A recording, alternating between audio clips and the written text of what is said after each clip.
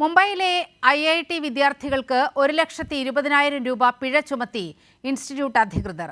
രാമായണത്തെ പരിഹസിക്കുന്ന skit അവതരിപ്പിച്ചെന്ന് ആരോപിച്ചുള്ള പരാതിയിലാണ് വിദ്യാർത്ഥികൾക്ക് പിഴയടയ്ക്കാൻ Bombay IIT notice നൽകിയിരിക്കുന്നത്.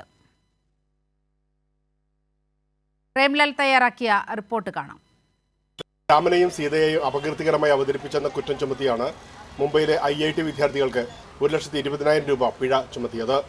ക്യാമ്പസിൽ അവതരിപ്പിച്ച രാമായണത്തെ ആസ്പദമാക്കിയുള്ള നാടകം ഹിന്ദുമതത്തോടുള്ള അനാദരവാണെന്നും രാമനെയും സീതയെയും അവഹേളിക്കുന്നതാണെന്നും ആരോപിച്ചായിരുന്നു ഒരു വിഭാഗം വിദ്യാർത്ഥികളിൽ നിന്ന് പ്രതിഷേധമുയർന്നത്.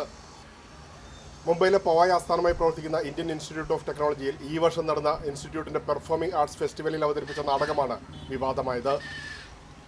രാഘവൻ എന്ന രാമായണത്തെ ആസ്പദമാക്കിയുള്ള നാടകം ഹിന്ദുമതത്തോടുള്ള അനാദരവാണ് പ്രകടിപ്പിച്ചതെന്നും രാമനെയും സീതയെയും അവഹേളിക്കുന്ന രീതിയിലായിരുന്നു അവതരണമെന്നും ആരോപിച്ചായിരുന്നു ചിലരുടെ പ്രതിഷേധമുയർന്നത്.